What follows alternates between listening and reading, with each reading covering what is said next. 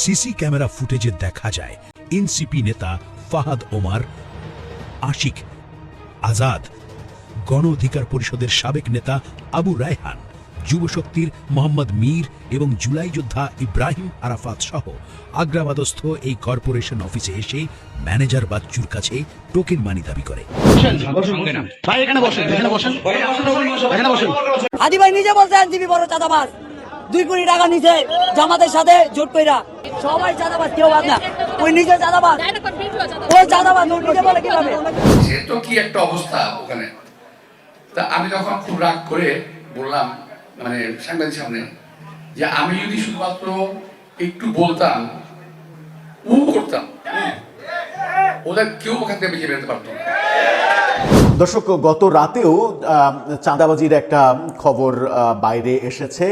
আল জাজিরার সাংবাদিক জুলকারনাইন শায়ের তিনি চট্টগ্রামের আগ্রাবাদে একটি 10 লক্ষ টাকার চাঁদাবাজির সিসিটিভি ফুটেজ ফাঁস করে দিয়েছেন এবং সেখানে দেখা গেছে যে এনসিপি নেতারা গিয়ে চট্টগ্রাম নগরের চান্দগাঁও ও পাঁচলাইশ এলাকার মানুষ দীর্ঘদিন ধরে আতঙ্কের নাম হিসেবে চেনে শহীদুল ইসলাম ওরফে বুইসাকে। আসলে ব্যবহৃত হয়েছে, এদেরকে যারা ব্যবহার করছে তাদের বিরুদ্ধে আমি মামলা করব। চাঁদাবাজি এখন আর বিচ্ছিন্ন কোনো অপরাধ নয়, এটি কার্যত একটি পেশায় রূপ নিয়েছে। নির্বাচনের আগ মুহূর্তে চাঁদাবাজির রমরমা বাণিজ্য চলছে দেশের বিভিন্ন স্থানে। এনসিপির পক্ষে নাসির উদ্দিন পাটোয়ারি চাঁদাবাজির বিরুদ্ধে কঠোর অবস্থান নিলেও অভিযোগ উঠেছে যে তারই কিছু সহকর্মী এই অপকর্মে জড়িত। সম্প্রতি চট্টগ্রামে এনসিপি নেতাদের বিরুদ্ধে 10 লাখ টাকা চাঁদা আদায়ের অভিযোগ নতুন করে আলোচনায় এসেছে। এরই মধ্যে নির্বাচনী মাঠে সাধারণ মানুষের কাছে তারা চাঁদাবাজ হিসেবে আখ্যায়িত হচ্ছেন। হাদি ভাই নিজে বলছে এনসিপি বড় চাঁদাবাজ, 2 কোটি টাকা নিছে জামাতের সাথে জোট কইরা। সবাই চাঁদাবাজ, কেউ বাদ না। ওই নিজে চাঁদাবাজ, ওই চাঁদাবাজ নিজে বলে কিভাবে? ওই নিজে বলে চাঁদাবাজ। অন্যদিকে চাঁদাবাজদের বিরুদ্ধে সোচ্চার হয়েছেন বিএনপি নেতা মির্জা আব্বাসও। তো চলুন দর্শক, বিস্তারিত জেনে নেই ভিডিওতে। চাঁদা দিতেই হবে, না হয় আওয়ামী দোসর বলে পুলিশে দিব, এমন বক্তব্যে 10 লক্ষ টাকা চাঁদা দাবির অভিযোগ উঠেছে চট্টগ্রাম মহানগর এনসিপিও ও গণ অধিকার পরিষদের বিরুদ্ধে। জানা গেছে আগ্রাবাদে সমতা শিপিং কর্পোরেশন নামে একটি কোম্পানি থেকে এই চাঁদা চাওয়া হয়। সিসি ক্যামেরা ফুটেজে দেখা যায় গত 27 জানুয়ারি দুপুর আনুমানিক 12টার দিকে এনসিপি নেতা ফাহাদ ওমর, আশিক, আজাদ, গণ অধিকার পরিষদের সাবেক নেতা আবু রায়হান, যুবশক্তির মোহাম্মদ মীর এবং জুলাই যোদ্ধা ইব্রাহিম আরাফাত সহ আগ্রাবাদস্থ এই কর্পোরেশন অফিসে এসে ম্যানেজার বাচ্চুর কাছে টোকেন মানি দাবি করে। অভিযোগ রয়েছে চাঁদা না পেয়ে বিকালের দিকে পুলিশ নিয়ে আসে এই তথাকথিত নেতারা। চাঁদা না দিলে তারা আওয়ামী দোসর বলে সবাইকে গ্রেপ্তারপূর্বক অফিসে তালা ঝুলিয়ে দিবে মর্মে জানিয়ে দেয়। ঘটনাস্থলে থানা পুলিশ কোনো প্রকার তথ্য প্রমাণ না পেয়ে ফিরে যায়। জানা গেছে বেশ কয়েকদিন যাবৎ এই সংঘবদ্ধ চক্রটি বেশ কয়েকটি কর্পোরেশন অফিসে চাঁদাবাজি করে আসছে। এই বিষয়ে শিপিং কর্পোরেশনের ম্যানেজার বাচ্চু জানান, এটা আসলে তো আমাদের অফিস টাইম 12টার দিকে আর কি। হ্যাঁ, এই 4-5 জন হবে, এরা আসছিল আর কি। আসার পরে তো এরা নিজেদেরকে এনসিপি পরিচয় দিল। এরা তখন তো আমাদের অফিসের ম্যানেজমেন্টের একবার আসছিল, মনে হয় 5-6 জনের কম না। এরা আসলে কুস্তি ছিল, তারপর হুমকি টুমকি দিয়ে মানে রাত ব্যবহার যতটুকু শুনছি এরা এনসিপি বা এই জাতীয় বলতেছে আর কি। এরা তো নিজেদেরকে এনসিপির পরিচয় দিল। এবার আবার দুপুরে আসছিল, আসি হুমকি টুমকি দেয়, মনে চাঁদারে দাও। এই দশকের মতো আগ্রাবাদের ব্যবসা করতে হলে কাটা দিয়ে করতে হবে। এবার আমাদের বলি না, বিভিন্ন অফিসেও নাকি এই জাতীয়রা বিভিন্ন গ্রুপে যায়, আসে আর কি। ওরা পরে দিয়ে চলে গেছে, আসবে আবার পরে দেখা হবে, এগুলা বললাম। দর্শক, গত রাতেও চাঁদাবাজির একটা খবর বাইরে এসেছে।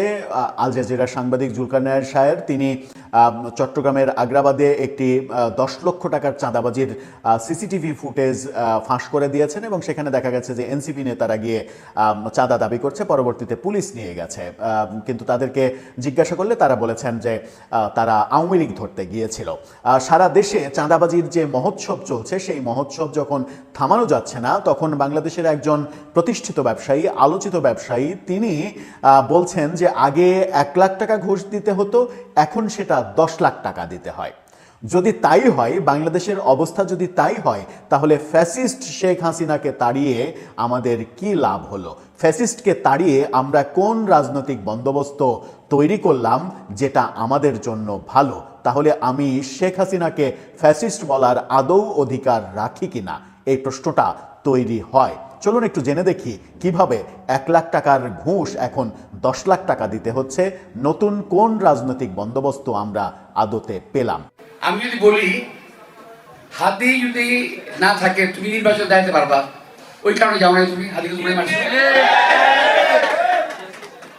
হাদি যদি না থাকে হাসনাত কায়ুম কি হাসনাত কি সাদেক কায়ুম নির্বাচন দাঁড়াতে পারবে, এই কারণে ওরাই মারছে। তো এখন আমি কেন গেলাম এটা আমার বড় হয়ে গেছে। সে তো কি একটা অবস্থা ওখানে। তা আমি তখন খুব রাগ করে বললাম মানে সাংবাদিক সামনে যে আমি যদি শুধুমাত্র একটু বলতাম করতাম, ওদের কেউ ওখান থেকে বেঁচে বেরোতে পারতো না। কারণ আমি যখন গেছি খবর পাওয়ার সঙ্গে সঙ্গে ঢাকা মেডিকেল হসপিটালের ডাক্তার এবং শ্রমিক কর্মচারী যারা আছে তারা, আশেপাশে যারা ছিল আমাদের বিএনপির, তারা ওখানে হাজির হয়ে গেছে। 10 মিনিটের মধ্যে আমাদের প্রায় 5000 লোকই হাজির হয়েছে। তো ওখানে একটু ফুল দিলে টোকা উড়ে উড়ে যায় তারা। তো যাই হোক, আমি তখন তো আমি সহ্য করলাম, দেখলাম যে সব বাচ্চা ছেলে পেলে, যদিও আর নিজেরাই সাল ভরকা হয় না, কিন্তু দেখেন আপনারা যে সাল দেওয়া বাইরে করতেছে। তারপরে গাড়ি কোথায় পাইলে গাড়ি হঠাৎ করে? আমি বলছি না তোমরা গাড়ি চালাতে পারবা না, অবশ্যই পারবা, গাড়ি চালাতে হবে। ব্যবসা করো, চাকরি করো, হালাল পথে ইনকাম ট্যাক্স দাও, জাকাত দেওয়া টাকা দিয়ে গাড়ি ঘোড়া চালাও, কোনো অসুবিধা নেই। আমি মেয়ে জাকাত আর রহমতের বুকে হাত দিয়ে বুকের মুখে দিয়ে বলতে পারবো যে জাকাতও দেই, ইনকাম ট্যাক্সও দেই। অনেক সময় মনে হয় বলাটা খুব খারাপ, ধনী হবে। জাকাত এবং ইনকাম ট্যাক্স দেওয়ার পরে কিন্তু আলটিমেটলি বছরের শেষ টাকাই থাকে না। একজন সত্যিকারের জাকাত যিনি দেবেন, জাকাতের যদি পরিমাণ অনুযায়ী আবার যদি ইনকাম ট্যাক্স দেয়, তাহলে কিন্তু একেবারে সর্বনাশী ব্যাপার, টাকাই থাকে না, বছরে চলার মতো টাকা থাকে না। তো সেক্ষেত্রে আমি চলে গিয়ে প্রশ্ন আসবে না, একটা প্রশ্ন আসবে। কিছু কিছু আছে জাকাত আছে, জাকাতের আছে এটা জাকাত দেই কিন্তু ট্যাক্স দিই না। এটা আবার ট্যাক্স কমিশনার যারা আছেন তারা তো আমার জানলে তো মুসিবত, এটা বলেন না।